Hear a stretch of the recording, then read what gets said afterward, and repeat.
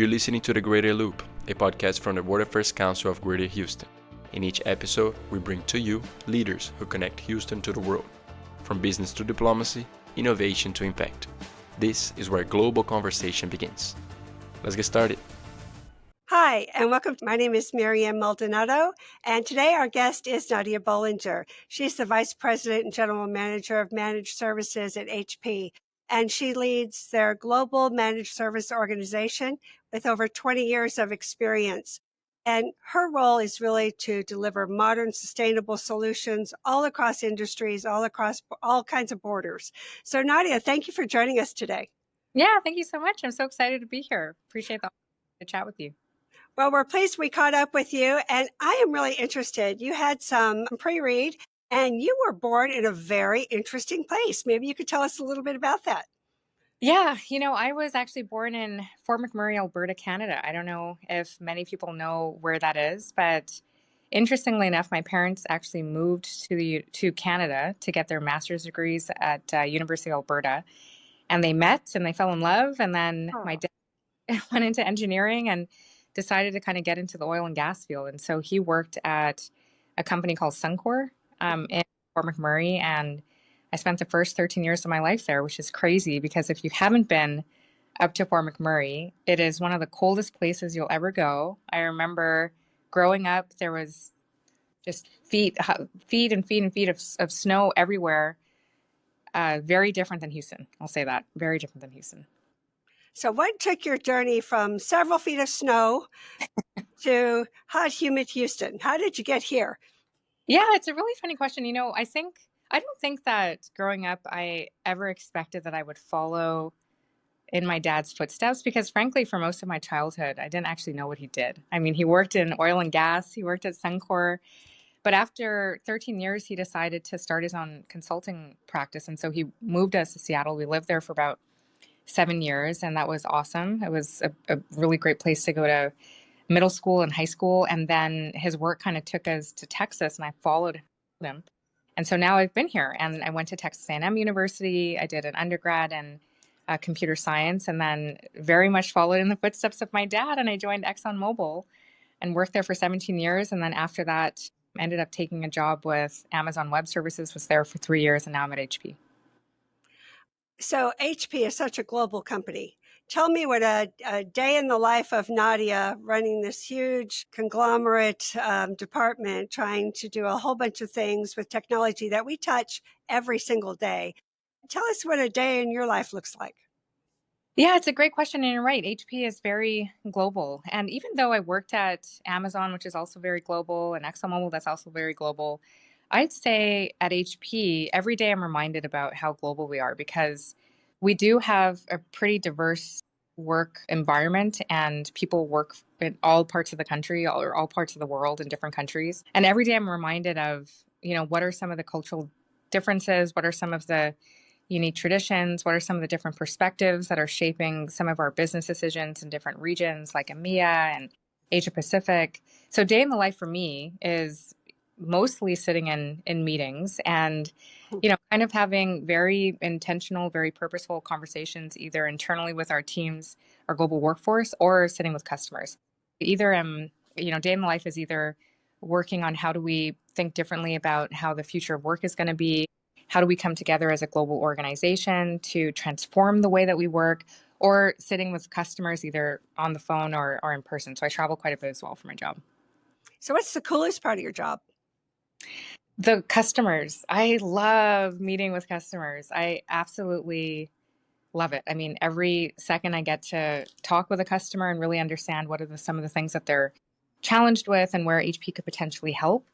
Like that is really satisfying and really rewarding because even in the world of managed IC services, which most people probably don't know that much about, there's still like a huge need out there in our customer base to solve some of these problems.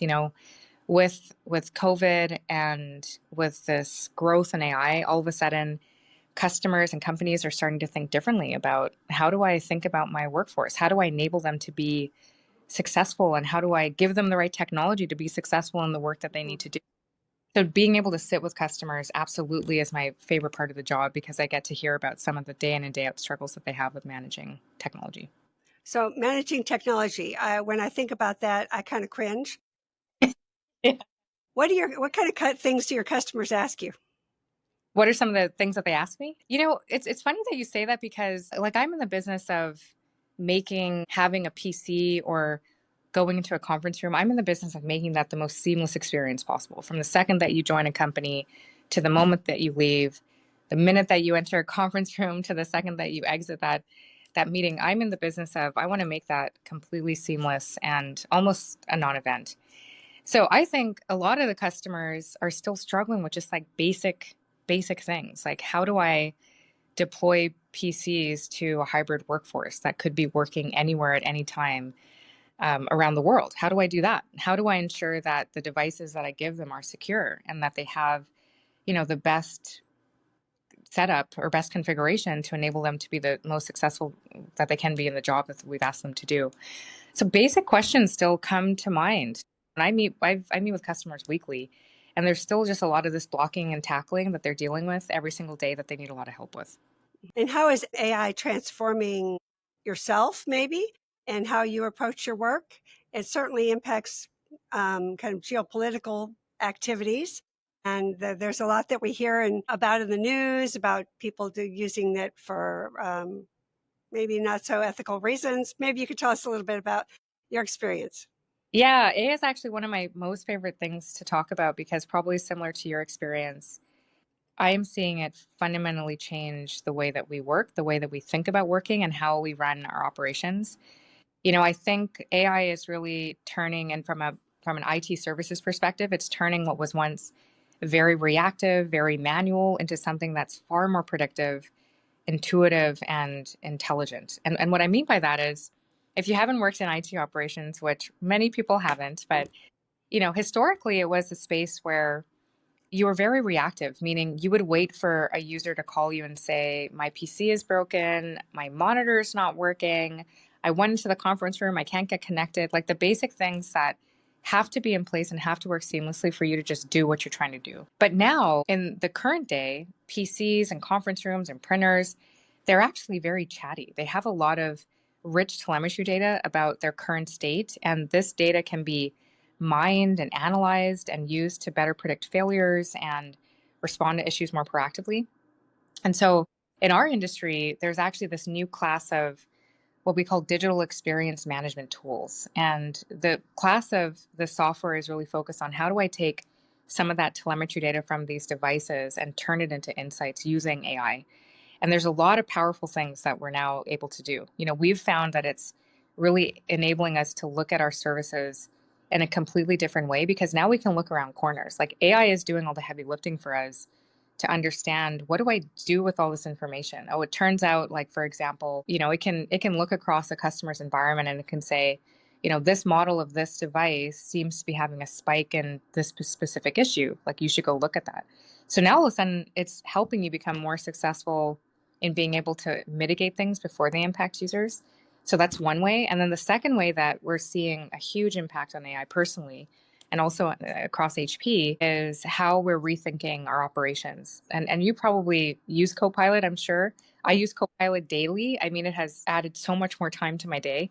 But in the operations space, like we would spend a lot of time building reports. And that would mean looking through a bunch of different repositories and copying, pasting things and like building. Now, all of a sudden, what took hours of somebody's time can be done in minutes to generate a meaningful report that gives insights to customers that matter. And that frees them up to spend time on the things they should be doing, which is sitting with customers and like understanding what their problems are and helping them think bigger about how they can truly transform their operations. So sorry, that was a long-winded answer, but AI is like fundamentally shifted the IT services industry, and I think it's just the beginning.